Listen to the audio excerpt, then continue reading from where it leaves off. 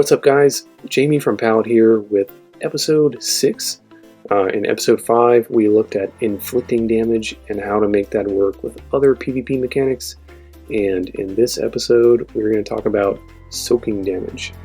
So I'm talking about you get yourself into a tough situation where you don't necessarily maybe win swap, and you've got to make some tough decisions, and you send one of your Pokemon into the battle to take some hits, absorb some damage, and ultimately control the opponent's energy that they're at, so that they've thrown their energy. And then you got to make some moves with some other Pokemon that you've got left. And so that's what this episode is about. So, shout out to Smash King for the line that we're using today. We've got Umbreon, DD, and Nidoqueen. And I believe both of these battles, Shadow Nidoqueen. I believe both of these battles were from when I was legend pushing in Season 10. And with that said, let's roll the tape. Okay. Yep, 29-38 elo there. Looking for a battle.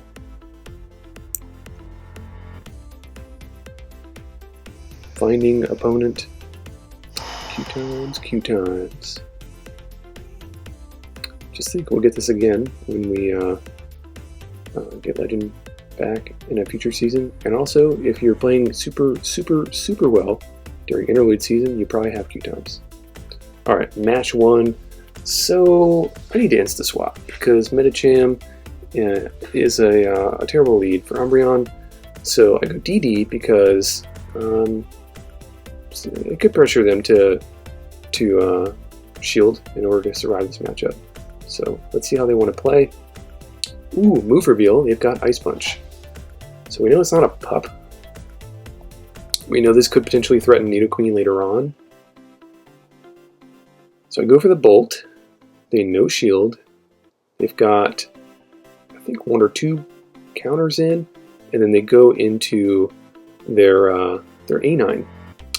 So I'm actually thinking, hey, is this the Onion Frank line? Is there a Bastiodon in the back when I see these two? So I'm already thinking I probably need to keep both shields and Nidoqueen safe. Do I really want to come in? Because I could go into Nidoqueen here, and I could build up some energy and whatnot. I'd have to commit a shield, and then I probably would have to shield again if they come back in with Medicham. And then potentially it's Umbreon versus Bastiodon in the back, which is not going to be good. So I make the call to go ahead and soak damage, including not only their charms, but their energy. We see this A9 is on their second Weather Ball now. Okay, and so they got 1 more charm in. I go for the last resort. We might see a swap here from me. Boom. I swap, I snipe what's left of the A9. They're down to 1 shield, half a Medicham, and what I am thinking is a Bastiodon in back. Okay, alright. Now I'm really thinking there's a Basti back there. They get to their Ice Punch. We know this is not a bait. It's not a pup because they revealed the move earlier. We commit 1 shield. And if I am going to throw the Fang, I've got to pick a strategic point because I don't want them to catch it on the Bastiodon. Alright. We get their last shield. Okay, now I just farm down. They're not going to get to a 3rd Ice Punch in this interaction, and we're going to see if they even swap. Yeah, they straight up swap. Okay.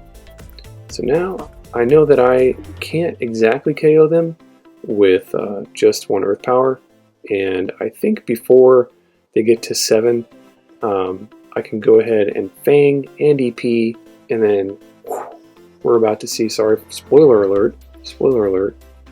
This is gonna KO. There we go, and then now I can literally just jab down with the poison.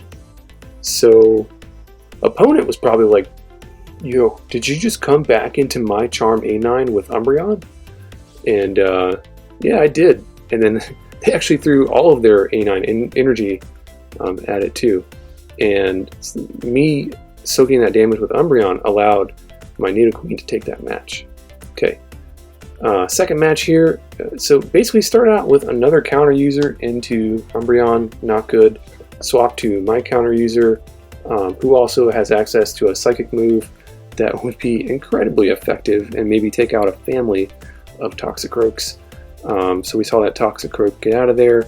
Now we see this Trevenant wanting to build a ton of energy and letting me get a second Psycho Boost off, which is going to get it down to below 2/3 of a Trevenant left. They're not gonna get punked by a DD. They are going to throw at me. Let's see if they Seed Bomb. They do not. They go straight for the nuke.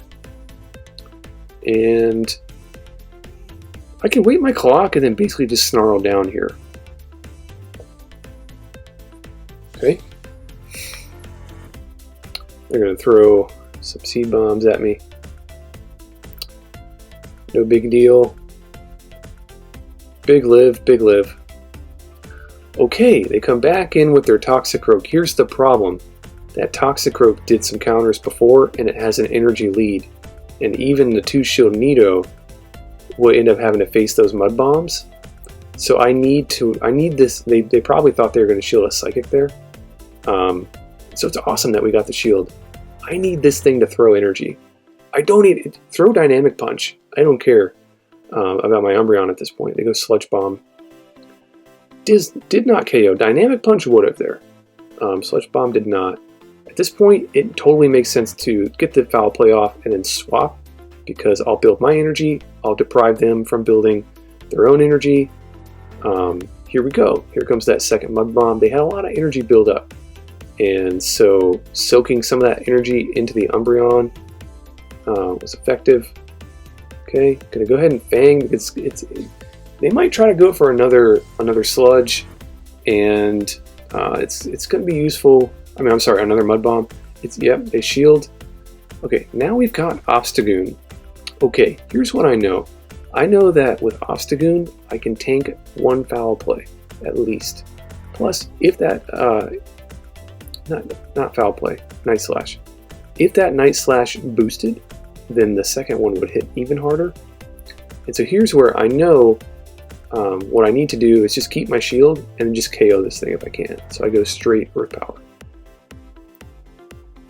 Boom, KOs. Now I can basically handle either of their two that are left. But let's see if they try to pull something funny here. They do come back into Toxicroak. I am able to get to this Fang. I think this comes pretty close to KOing. Oh, it does KO. I mean, this is a Shadow Nido. It does KO. And then I've still got a shield. I simul KO with the Trevenant. And still have a shield and a little bit of an Umbreon left. So Umbreon definitely useful there in these two matches for soaking up some damage.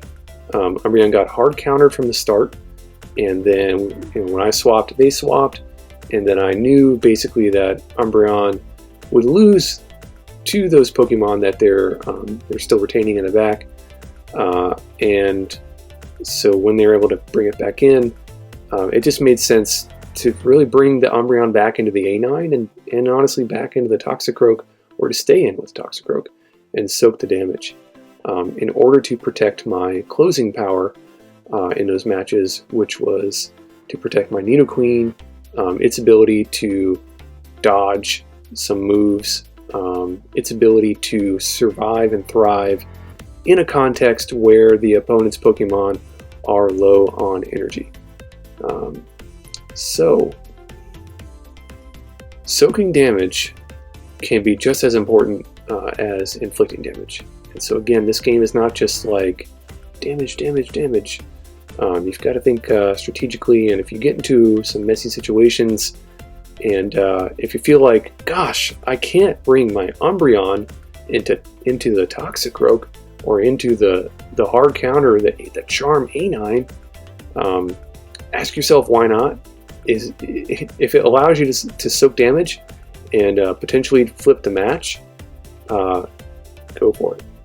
but make sure it actually will allow you, to the best of your knowledge, at least based on the cards shown and dealt in that match up to that point.